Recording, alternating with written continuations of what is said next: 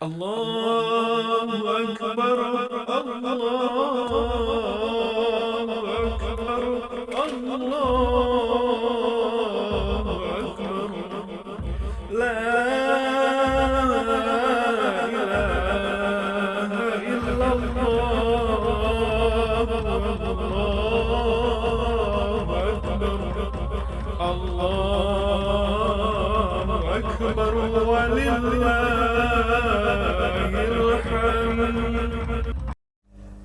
Bismillahirrahmanirrahim. Subhanaka la ilma lana illa ma 'allamtana innaka antal alimul hakim. Allahumma shalli wa sallim ala sayyidina Muhammad wa ala alihi wa sahbihi ajmain. Amma ba'du. Yang sangat saya hormati Dekan Fakultas Kedokteran UGM, juga tri dari Profesor Zaini, Profesor Ova Amelia, yang terhormat Dr. Naini, Dr. Profesor Dr. Madarina Zilia, dan semua yang hadir, termasuk teman kami Dr. Zulfikar, semua teman-teman kru, semua yang dari UGM, semua pendengar yang sangat saya hormati. Saya tidak akan cerita tentang perspektif kesehatan karena ini wilayah yang nangani kesehatan. Mereka lebih spesifik, lebih tahu. Tapi saya akan cerita tentang sejarah kurban. Tanggal 17 Juli yang lalu kami pas sowan Pak Qures Shihab. Beliau adalah teman Profesor Zaini, abahnya Mbak Ova ketika di Al-Azhar. Ketika Profesor SMA di sana, Pak Qures, itu Pak Zaini kakak angkatannya. Jadi dekat sekali, dan alhamdulillah kemarin Mbak Najwa juga sambung langsung sama Profesor Ova lewat adik saya, Mama itu. Dan ini itu Bufa, sangat penting ya. Jadi kalau dalam tradisi agama itu silaturahim adalah menyambung sesuatu yang seharusnya tersambung.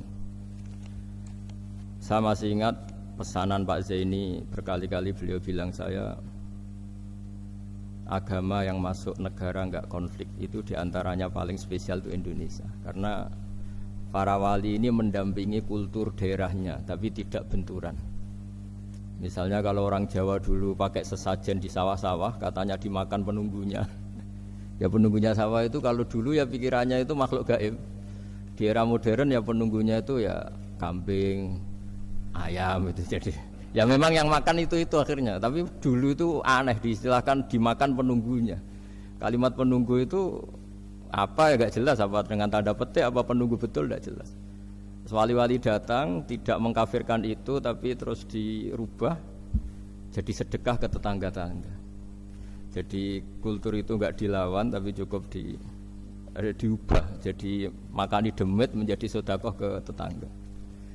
Nah cerita kurban juga seperti itu. Dulu tokoh-tokoh Quraisy, penunggu Ka'bah, itu dulu sudah ndak tauhid, sudah musyrik kalau dalam bahasa agama. Itu di mana-mana termasuk kebutuhan pokok manusia itu kalau kumpul-kumpul itu makan-makan. Itu mulai dulu. Terus korbannya itu ya pasti perempuan mulai dulu. Jadi hanya bagian masak, boleh makan nanti ngenteni luwian itu, ngenteni bekas-bekasnya.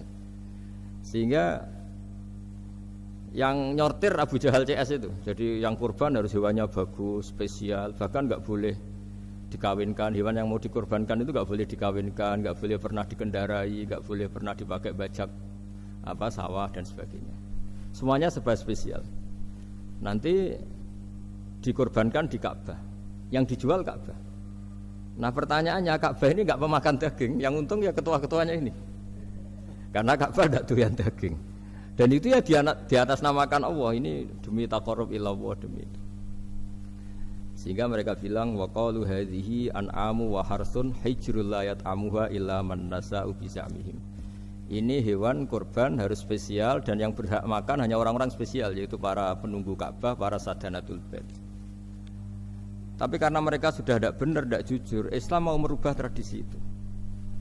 Tapi kalau tradisi itu dirubah, maka Islam akan terkenal pelit, karena dari acara makan-makan menjadi tidak ada makan-makan. Jadi kadang kebenaran itu harus diganti dengan sesuatu yang tidak ekstrim, karena tadi dari acara makan-makan menjadi sama sekali nggak makan-makan. Maka terus diganti oleh Islam dengan kalimat udhiyah, dengan kata kurban. Nah, kenapa itu harus terjadi? Karena kurban itu sebetulnya syariatnya Nabi Ibrahim, di mana orang Mekah itu memang turunan Nabi Ibrahim, sehingga sisa-sisa makan-makannya masih. Cuma mulai ada melenceng, ada sesajen, ada khurafat, ada bid'ah. Kemudian itu mulai masalah. Terus Rasulullah Muhammad SAW datang ingin benahi itu. Tapi yang dibenahi adalah menghilangkan kemusyrikannya, bukan makan-makannya. Akhirnya diganti oleh udhiyah.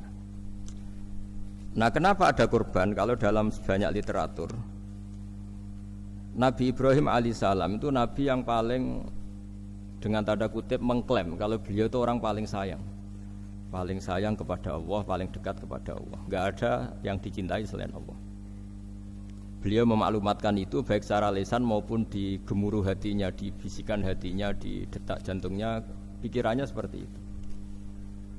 Pas itu beliau belum punya putra karena beliau termasuk lambat punya anak. Suatu saat ditakdir punya putra, yaitu Ismail. Pas seneng-senengnya jalan, pas seneng-senengnya punya anak, sama Allah disuruh nyembelih. Anak kamu harus kamu sembelih. Ibrahim kaget. Kenapa ya Allah? Kamu adalah orang yang sering ngomong bahwa yang paling kamu cintai saya. Tapi setelah ada anak kamu, kayaknya enggak. Protes Nabi Ibrahim, Pak. Yang benar Gusti, iya harus anak kamu. Karena beliau kadung janji, kadung komitmen yang paling dicintai Allah, tidak ada yang lain. Saya akan mencintai engkau ya Allah, meskipun harus mengorbankan anak saya. Singkat cerita terus disyariatkannya kurban itu. Ketika Nabi Ibrahim berkomitmen melaksanakan perintah itu, Ismail juga mau nurut, terus sama Allah diganti oleh hewan kurban yang bernama kambing itu. Sehingga versi cerita itu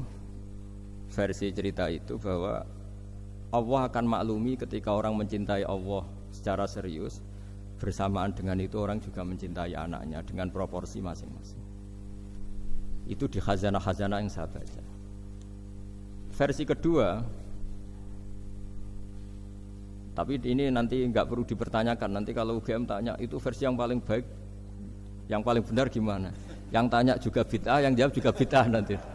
Karena itu wilayah yang kadung terjadi. Jadi kalau dalam ilmu hadis itu, kalau kadung terjadi, mbok kamu unggulkan yang mana, tetap saja yang terjadi hanya satu, mau sekelewat. Beda dengan istihad solusi. Karena mau terjadi ya kita uji coba. Kalau nggak cocok yang A ya cocok alternatif B, alternatif C. Kalau sudah kelewat, mau gimana? Kalau salah ya salah aja kan. Versi kedua begini. Semoga versi kedua ini yang benar. Kalau ini benar, keren. Nabi Ibrahim itu memaklumatkan diri. Kalau dalam bahasa Arab itu iddia itu mengklaim bahwa dia adalah orang yang paling sayang terhadap makhluk Allah, semua hamba Allah. Terus beliau diterbangkan ke langit. Ya karena UGM ini lembaga akademik, nanti saya baca teksnya. Kalau bahasa Arabnya itu takbirnya. Diterbangkan ke langit, ke alam malakut. Ya tidak usah ditanyakan cara terbang gimana, nanti ribet nanti itu. Setelah diterbangkan di langit, wa kadzalika nuri Ibrahim malakutas samawati wal ardh, diperkenalkan alam langit, terus dipertontonkan. Itu ada sekian hamba Allah yang nyabu, yang ngefly, yang dugem, pokoknya yang maksiat-maksiat itu. Ibrahim ditanya sama Allah, gimana itu mereka menurut kamu? Damirhum, habisi saja Allah. Mereka makan rezekimu, hidup di bumimu, tapi mereka tidak mengindahkan engkau. Matikan saja. Sama Allah diturutin. Jalan-jalan lagi sampai 3 kali peristiwa tempat-tempat maksiat itu dihabisin sama Nabi Ibrahim. Beliau minta sama Allah supaya itu dihabisin. Singkat cerita, terus beliau diturunkan sama Allah. Setelah diturunkan, ya Allah tidak jawab, tidak apa. Allah itu punya sunnah, punya tradisi, dengan nabinya itu tidak jawab. Suatu saat Nabi Ibrahim disuruh bunuh anaknya, disuruh nyembelih. Protes kan? Huwa samratu fuadi, ini kekasih saya, putra saya, kenapa engkau nyuruh membunuh? Terus kata Allah, kamu tidak ingat di malam kamu saya mi'rajkan melihat hamba-hambaku, dan itu yang bikin aku, dan saya cinta sama mereka yang bikin saya. Kamu enak saja minta dibunuh. Sengkerian gantian saya yang minta, kamu tidak nurutin gitu. Kamu pas minta saya tidak tak pikir, langsung tak turutin. Kenapa saya yang sekarang minta kamu mikir gitu. Tapi huwa samratu fuadi, itu buah hati saya. Lah memangnya makhluk-makhluk itu makhluk siapa? Saya yang bikin. Kamu enak saja nyuruh bunuh. Nah semenjak itu jadi kearifan kita. Makanya Mbak Ova ini kalau guyonan di dunia kiai, kalau ada majikan bentak pembantunya yang salah meletakkan piring atau gelas, pasti cara berpikir mesti pembantunya ada cantik. Karena kalau salah tok kok dia cantik, itu mesti mikir. Nggak bisa orang bentak orang cantik gitu. Jadi sama, misalnya saya janjian sama Gus Fikar, janjian Gus datang hari Senin gini-gini, ternyata beliau nggak datang. Kalau saya tidak punya utang, tidak atasan saya pasti marah. Sudah janji kok gini-gini. Saya bisa marah itu sebetulnya sebabnya itu dua. Saya kecewa dan dia tidak punya jasa. Tapi yang diomongkan hanya, wah, kamu khulful wa'di apa? Enggak tepat. Coba kalau ini atasan saya jadi dosen karena beliau misalnya. Saya punya utang beliau. Mbok nyulayani janji apa kan? Nggih mboten napa-napa kan. Sama. Ada majikan mencintai pembantunya karena sangat cantik, mana ada mencahno piring, omahe dirubah, no itu tidak apa-apa gitu. Sama. Makanya ada guyonan di dunia kiai itu, ada anak perempuan kan nggak lazim ya, perempuan pakai GL Pro kalau dulu, mungkin sekarang pakai Ninja, pakai celana jin. Sopo iku wong luput suwo itu? Siapa itu perempuan kok gitu? Niku ponakane jenengan Mbah, astagfirullah, muga-muga pangeran nyepuro. Jadi langsung rubah dari maksudkan menjadi ndak karena keluarga. Nah jangan-jangan kebencian kita pada maksiat itu oke, kita wajib benci maksiat, tapi tetap ada catatannya. Plus yang maksiat itu tidak orang yang terkait dengan kita. Coba kalau yang maksiat itu orang yang terkait dengan kita, itu anak kita, ponakan kita, mungkin istri kita, paling mintanya ya Allah ampuni. Sama-sama maksiat, yang satu minta dihabisin, yang satu kita minta diampuni. Fair gak kita sebagai manusia? Tidak fair. Tidak fair. Nah, ya gak fair ya. Apa ya fair? Mikir. Makanya kalau ada guyonan, ya itu tadi. Ada supir salah dimarahin, pasti supir ini belum pegang rahasia. Tapi kalau sudah pegang kartu, si majikannya punya apalah gitu, simpanan gitu. Wah ini pegang, berani marah gak tuh? Tidak ada. Ini dokter kelik juga teman saya. Itu pengalaman sekali. Jadi itu guyonan kiai. Makanya jadi manusia itu gak pernah adil sebenarnya. Makanya Allah pernah mensifati manusia itu wa kanal insanu dzaluman jahula. Manusia itu sangat zalim dan sangat bodoh. Kalau misalnya jenengan tanya, orang soleh pun itu gimana? Orang soleh asal manusia tidak nabi, itu ya mesti ada zalimnya. Makanya kalau dalam kitab hikam diterangkan, kitab hikam itu kitab yang olah manusia. Itu menyebut begini, manusia itu siapa? Dijawab, manusia itu mangkanat mahasinuhu masawiyah. Orang yang ketika baik saja salah, apalagi ketika salah. Kita misalnya punya toko laris itu, doanya mustajab, laris, pembelinya banyak, kualitasnya bagus. Pasti ada toko sekeliling yang megap-megap karena orang sekarang ke kamu kan gitu. Sama di kampus ya gitu, kalau ada kampus besar yang lain pasti kemahjub, terhalangi karirnya di semua. Sehingga orang supaya terus merasa salah, Rabbana dzalamna anfusana, meskipun kita sedang benar pun. Saya termasuk kiai yang kalau ngelepas haji, mungkin yang haji itu mangkel. Karena saya tidak pernah muji-muji haji, meskipun saya melepas orang haji. Umumnya kiai kalau ada orang haji kan dilepas haji mabrur, tidak ada lain balasan kecuali surga. Saya itu karena pernah kecil, pernah dengerin masyarakat. Itu ngenes ketika si kiai pidato tadi ternyata ngenes. Ngenesnya seakan-akan surga itu hanya milik yang haji. Anak koyo kula sepundi Gus wong kula ora kelar kaji. Semenjak itu setelah saya jadi kiai ya dendam juga. Akhirnya setelah saya jadi kiai kalau ngaji orang yang haji mabrur balasannya surga, orang yang fakir sabar juga surga, orang yang sering dimarahin istri juga surga. Pokoknya surga lah terus.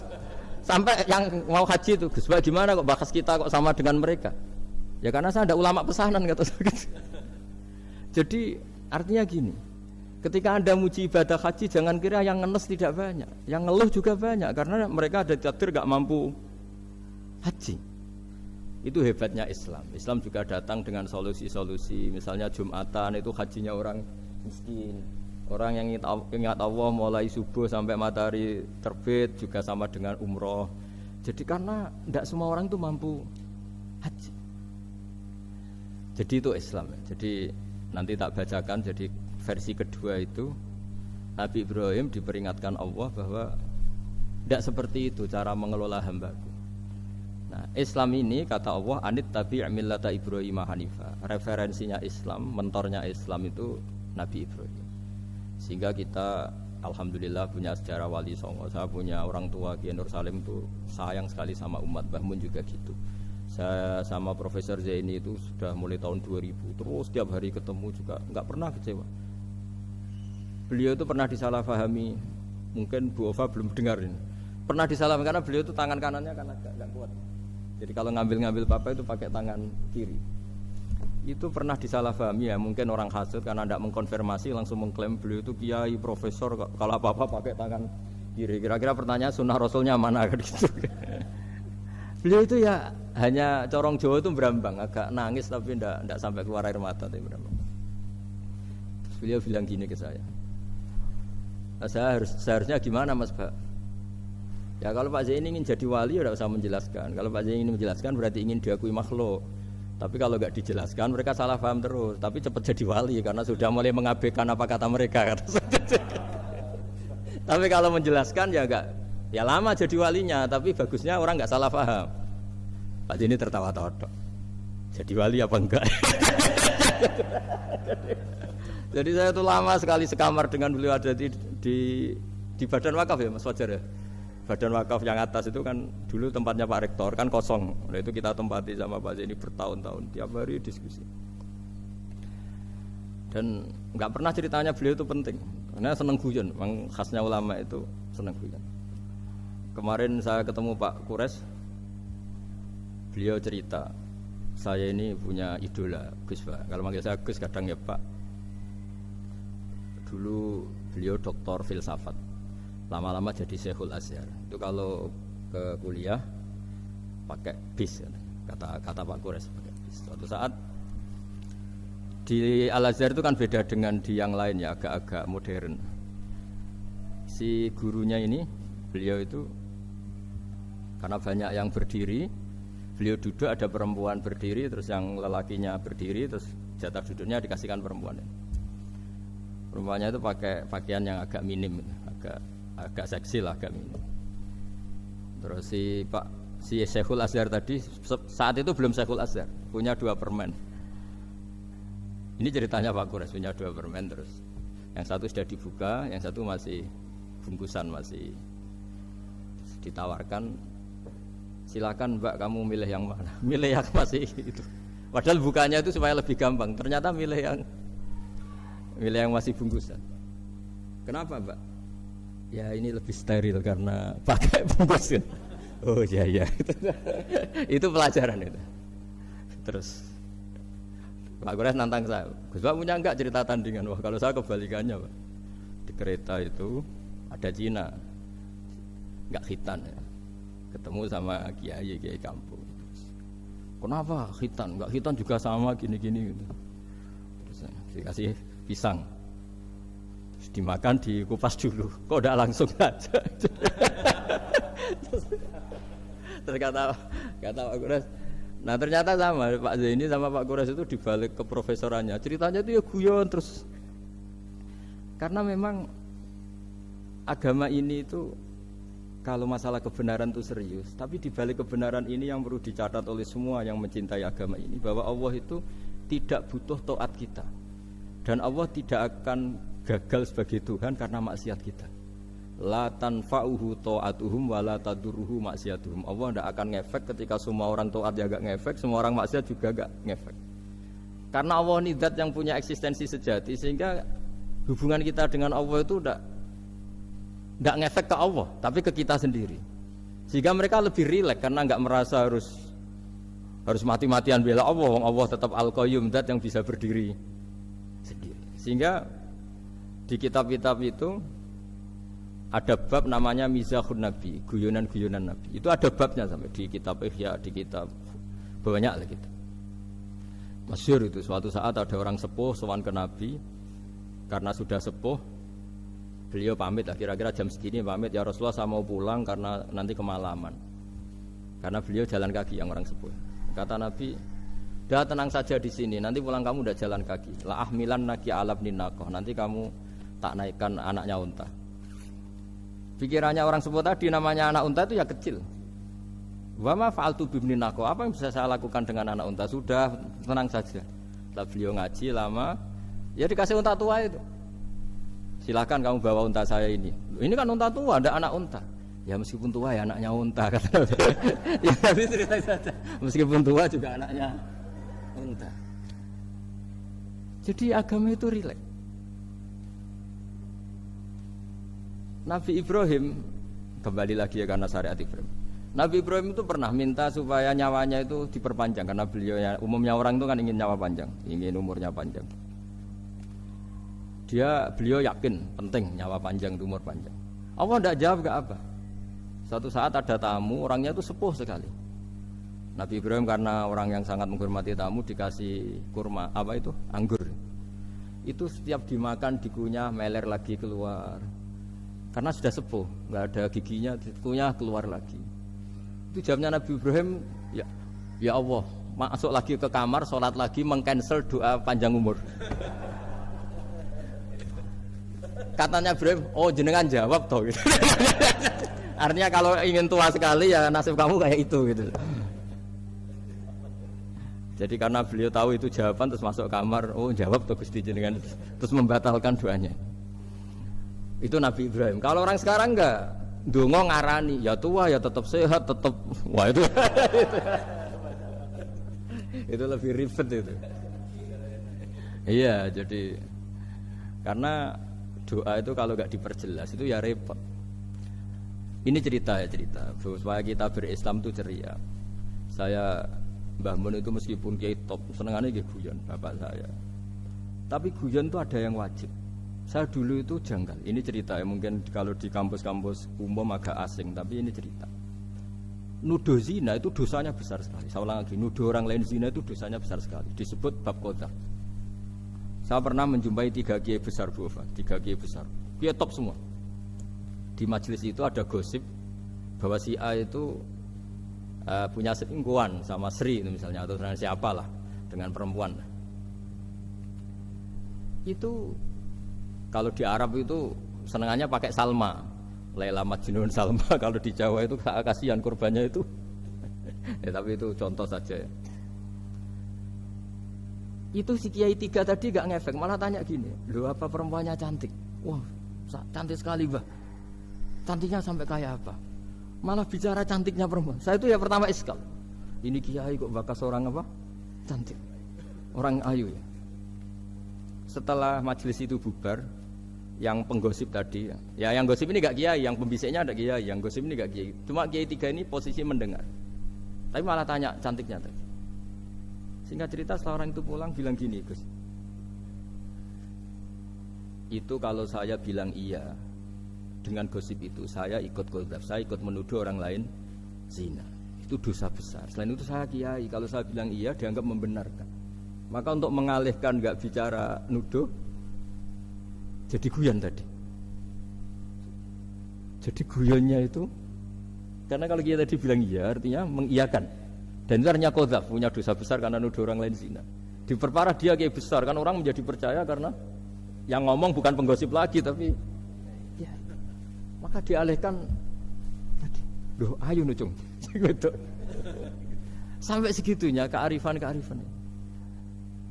Sehingga dulu ketika Ma'is itu seorang sahabat yang pernah salah besar. Itu Nabi ketika beliau ada gosip salah gitu ya, Nabi masih jangan-jangan kamu hanya mimpi, Cung. Jangan-jangan kamu hanya megang tapi tidak sampai zina. Sampai terakhir Nabi tanya, "Afi aklika syai'un?" Jangan-jangan otak kamu itu sudah agak error. Saking tidak inginnya Nabi mempercayai hal-hal seperti itu. Nah, problem kita di zaman sekarang justru kadang nyari-nyari supaya tahu buktinya. Yang dulu para orang soleh menghindari bukti itu supaya enggak suudzon. Sekarang orang mencari-cari bukti. Padahal itu dilarang, wala tajassasu, orang enggak boleh mencari-cari kesalahan orang lain.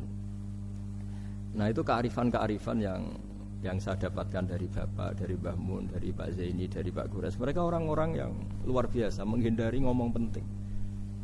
Sekarang itu orang banyak yang sering ngomong penting. Sebenarnya itu malah salah. Karena kalau ngomong penting itu vonis terhadap orang lain. Tapi kalau kamu rileks, tidak. Nabi dulu itu rileks sekali. Ketika beliau ngaji gini, terus ada pemuda lewat bawa cangkul mengabaikan pengajian Rasulullah. Banyak sahabat bilang, celaka orang itu, ada Nabi ngaji kok tidak ikut. Jawabannya Nabi unik. Jangan-jangan dia punya keluarga yang harus kerja, dan kalau harus kerja untuk nafkah keluarganya itu juga ibadah. Itu ya sunnah saya. Jadi Nabi rileks saja, tidak tersinggung, tidak. Nah, kenapa kita butuh rileks? Karena kebenaran sekali dipaksakan itu jadinya benturan. Dan itu wali-wali Songo itu dulu sudah berpikir seperti itu. Sehingga Pak Zaini yang sering ngendikan sama saya, kita ini bisanya mengikuti Mas Ba, kalau manggil saya Mas, tidak bisa benturan. Sehingga tadi ada modifikasi dari sesajen menjadi sedekah, dari apa menjadi apa. Jadi tidak langsung benturan. Dan itu khazanahnya, bacaan-bacaannya banyak sekali. Termasuk peristiwa Udhiyah tadi. Jadi dulu kurban itu dipakai ajang orang-orang tokoh Quraisy supaya dapat daging yang bagus, di atas namakan Ka'bah. Jadi agama ini dijual mulai dulu. Kuno agama ini dijual. Dan agama mulai dulu ya prospek. Ka'bah itu bisa menyedot wisatawan berapa, wisata religi. Sehingga dulu ada Ka'bah tandingan, perhitungannya juga ekonomi. Jadi mulai dulu itu ya sudah seperti itu. Mau apa Mang Allah bikin dunia seperti ini. Jadi mulai dulu agama itu ya, sampai orang Yahudi gak mau iman sama Nabi ya pikirannya sederhana. Kalau saya tokoh banyak yang sowan, banyak yang ngasih-ngasih.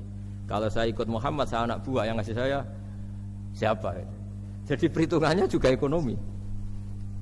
Jadi ketika Abraham mau bikin Ka'bah tandingan, itu perhitungannya juga ekonomi. Jadi ribet kan memang kalau manusia itu sudah ribet. Tapi Islam ini datang bukan untuk itu, tapi memaklumi itu. Itu hebatnya Nabi Ibrahim. Ketika beliau berdoa, ya Allah, keluarga kami saya tempatkan di Mekah. Rabbana liyuqimus sholata faj'al af'idatam minan nasi tahwi ilaihim warzuqhum minas samarat.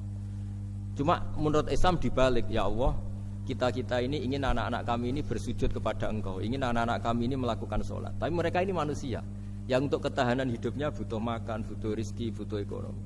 Maka tolong ekonominya dijaga ya Allah. Jadi dibalik, demi sholat menjaga ekonomi. Jangan dengan demi ekonomi meninggalkan sholat. Jadi dibalik, jadi demi sholat menjaga ekonomi. Juga termasuk menjaga politik. Andaikan tidak ada orang Islam yang cakap politik, terutama yang soleh-soleh, kemudian negara bikin aturan ala mereka, sholat dianggap larangan, pengajian dengan larangan, juga repot. Makanya mulai dulu kiai-kiai itu ya politik, karena nggak ingin negara ini diatur oleh orang yang anti sholat, anti agama. Karena kalau negara terserah yang sedang jabat, kemudian yang jabat tidak soleh, bisa nganggap maksiat-maksiat tidak ilegal, yang pengajian justru ilegal. Nah, di sini kenapa banyak orang-orang soleh dulu ya rata-rata ya berpolitik mulai sebelum kemerdekaan sampai setelah kemerdekaan. Jadi itu ada filosofinya. Nah, bahwa ada oknum-oknum yang tidak seperti itu ya monggo, itu oknum. Tapi sebetulnya awal-awalnya kenapa banyak orang soleh yang politik, karena nggak ingin negara ini dipimpin oleh orang-orang yang anti agama, anti kebaikan. Sehingga berkahnya apa? Berkahnya negara ini berkonstitusi secara Islami. Meskipun tidak negara Islam, tapi tadi hak asasi manusia terjaga, hak belajar, hak beragama, hak ibadah. Coba bayangkan kalau kita jadi korut, Korea Utara kan pusing. Jadi, nah itu uniknya. Lagi-lagi ini cerita uniknya. Itu mulai dulu itu tidak ada benturan. Ketika ada Masumi, ada Partai NU, ada macam-macam. Muhammadiyah datang di Jogja itu Mbah Ahmad Dahlan itu teman dekatnya Mbah Hasyim. Saya tahu banyak tentang, namanya dulu Darwis. Itu dulu ngajinya sama pernah buyut-buyut Qiyami di sini. Dulu ngaji Mbah Soleh Darat, Mbah Ahmad Dahlan sama siapa itu Mbah Hasyim. Ketika di Mekah yang Mbah Ahmad Dahlan ngaji Syekh Khotib Minangkabau itu ya sama Mbah Hasyim. Nah kebetulan Mbah Ahmad Dahlan hidup di Jogja yang zaman itu sudah khurafatnya kayak apa, karena ada sistem agama yang sangat, menurut beliau sangat jauh dari Islam yang murni. Terus beliau revolusinya seperti itu. Yang Mbah Hasyim nempat di Jombang. Nah Itu kan murni ilmu sosial, murni muqtadul hal. Terus beliau punya metode yang berbeda, tapi nggak masalah. Mulai dulu nggak masalah.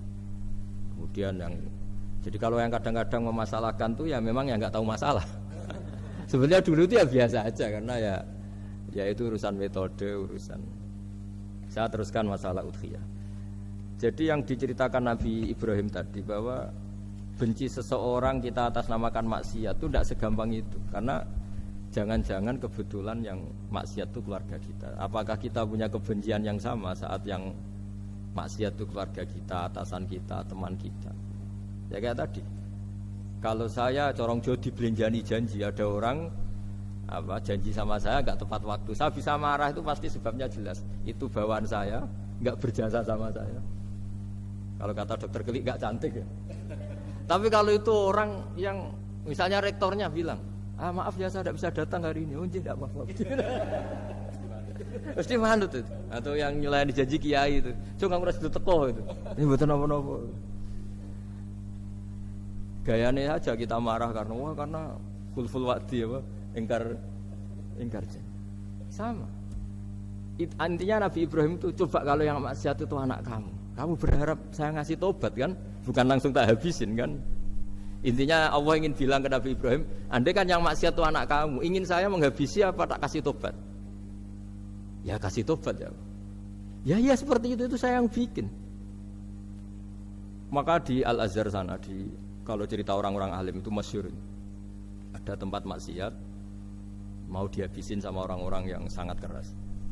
Ketemu Syekh Mutawalli Sya'rawi, ditanya, andai kan mereka mati saat maksiat, itu mereka ke surga apa ke neraka? Ya ke neraka. Terus ditanya sama Syekh Mutawalli, kalau mereka ke neraka, akan adzalika muradan Nabi? Apa seperti itu yang digedaki Nabi, umatnya mati terus masuk neraka karena belum tobat? Tidak, Nabi inginnya mereka tobat dulu. Ya sudah, jangan dihabisin. Kamu berproses ikut mentobatkan mereka. Kebetulan ini mau mendengar. Jadi kita lunak, kita baik itu ya semuanya ingin la'allahum yarji'un, semoga mereka kembali, mereka tobat.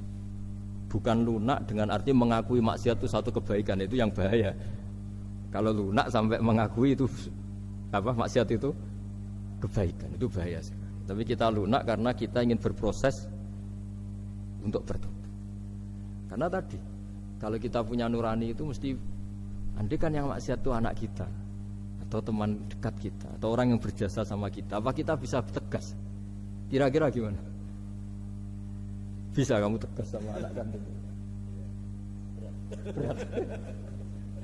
Ditantang minggat saja pusing. Ya makanya terus ini saya baca teks aslinya ya, supaya mungkin sebagian yang punya kitabnya atau memang punya tradisi akademik supaya mendengar ini. Saya baca ini versi yang kedua ini di kitab Hikam. Kitab Hikam juga termasuk kitab pegangan para kiai, halaman 4 juz 2. Diredaksikan gini, waqad adzaballahu ta'ala, ini masih tentang kurban. Waqad adzaballahu ta'ala khalilahu Ibrahim fi ba'di mawatinihi al-azimah. Jadi Allah kalau dalam bahasa Arab memberi teguran itu namanya takdib. Makanya kalau orang nakal itu, kalau orang Jawa bilang kurang ajar. Sebenarnya ajar itu kan tahun ajaran baru. Ajar itu kan barang baik. Ya kan disebut tahun ajaran baru. Pengajaran, ajar itu kan barang baik. Jadi kalau kurang ajar berarti kurang baik. Itu bahasa Arabnya orang yang kurang ajar perlu diajari. Itu kalau orang Arab bilang ditakdib. Diwarai toto kromo, diadabkan. Jadi belum punya adab diadabkan. Itu udah, tapi tentu Nabi Ibrahim nggak sampai kurang ajar. Ini kan cerita bahasa ya. Jadi kalau sebenarnya ajar itu udah buruk-buruk sama kurang ajar, berarti orang ini kurang pelajaran, kurang. Tapi di Jawa itu agak salah kaprah. Kalau kurang ajar itu ekstrim.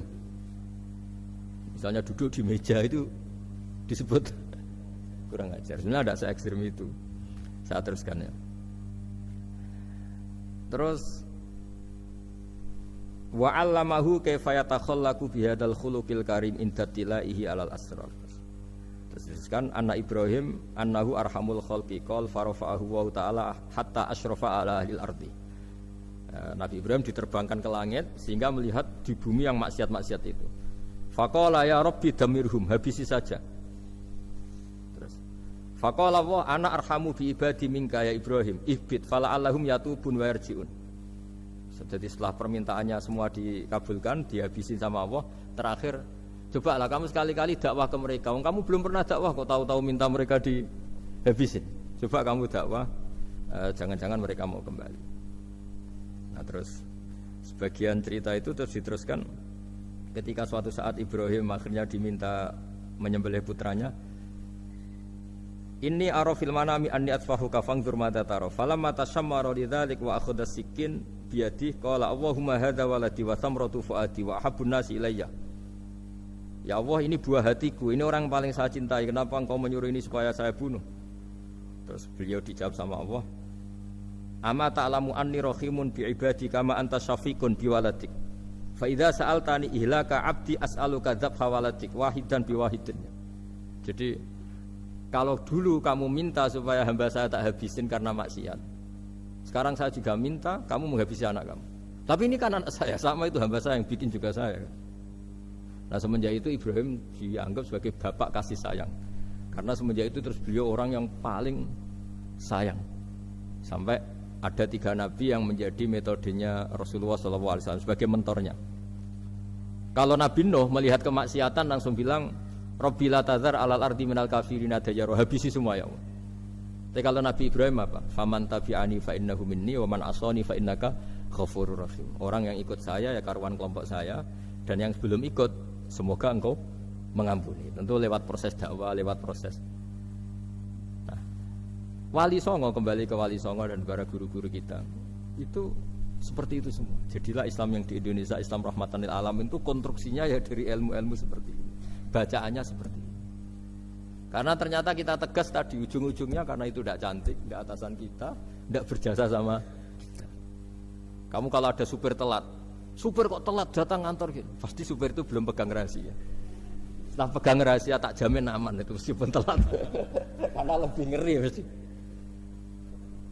Artinya manusia itu kayak apa ngeklaimnya tegas, disiplin, objektif. Kira-kira iya apa enggak? Enggak lah kayaknya ya. Ya pasti tadi. Nah itu yang makanya bapak saya kalau guyon sama saya itu, kalau umumnya orang itu kalau di dunia kiai muji istiqomah. Istiqomah itu konsisten jadi imam masjid, konsisten jadi guru, jadi apa. Kalau bapak itu sering guyon ke saya, iku istiqomah apa mau digenti wong liya katanya. Artinya di balik istiqomah itu juga ada catatan lain. Jangan-jangan ambisi gak mau diganti orang lain. Jadi intinya manusia itu dalam benar saja ada unsur salahnya, apalagi pas salah gitu maksudnya. Nah ya pas benar saja ada unsur salahnya, apalagi pas salah. Itulah dengan sudut pandang seperti ini adalah orang terus gak gampang menghakimi orang lain. Karena manusia yang baik adalah cukup dia merasa aibnya banyak, salahnya banyak, kemudian itu menyibukkan dia dari mencari-cari aibnya orang lain. Makanya kalau dalam cerita Ibrahim alaihissalam, karena kurban itu identik dengan syariatnya Nabi Ibrahim. Ini saya punya catatan yang kemarin tak baca juga di Jakarta. Itu suatu saat Nabi Ibrahim itu didatangin orang Majusi dulu. Orang Majusi itu ya tidak beragama. Singkat cerita Nabi Ibrahim itu terkenal kaya dan suka menghormati tamu. Dulu tamu itu sangat penting dihormati karena dulu nggak ada warung, terus padang pasir. Kalau sekarang itu ya wajib dihormati tapi tidak wajib-wajib banget. Karena biasanya sudah marung di mana-mana. Sudah marung di mobilnya bawa apa? Bekal. Kalau dulu di padang pasir kalau tamu nggak dihormati bisa mati betul. Kadang 2 hari perjalanan itu nggak makan nggak apa karena di padang pasir warung nggak ada, nggak bisa ngopi-ngopi ya. Sehingga kalau menghormati tamu dulu itu pahalanya luar biasa ngasih makan itu. Kalau sekarang ya pahalanya biasa aja karena ya tamunya makannya ya biasa aja karena sudah kenyang duluan itu. Singkat cerita orang ini datang ke Ibrahim minta dikasih makan. Nabi Ibrahim mengatakan kamu syaratnya harus Islam dulu, kalau enggak kasih makan. Karena Ibrahim itu seorang nabi dan beliau komitmennya seperti itu. Si tamu tadi putus asa. Akhirnya walla itu ya sudah meninggalkan Ibrahim.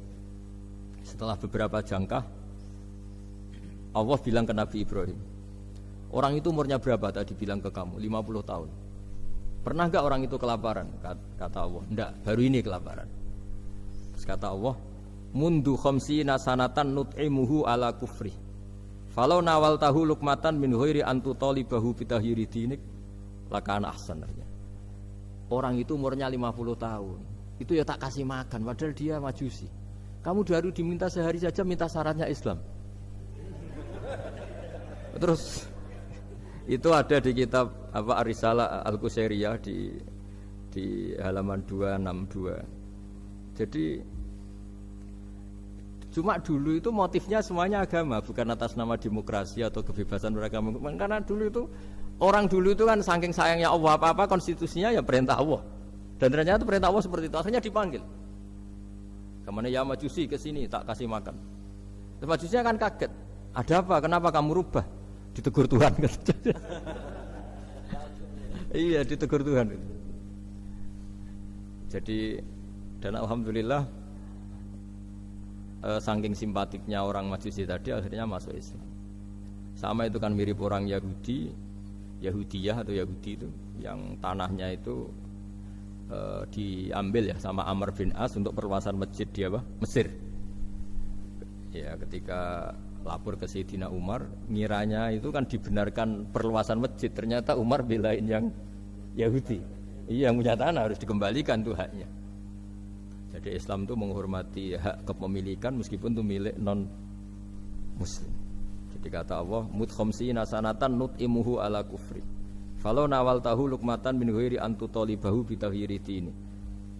Mbok dikasih makan aja, enggak usah nyuruh ganti agama. Wong saya saja yang Tuhan ngasih makan dia sudah 50 tahun tanpa syarat.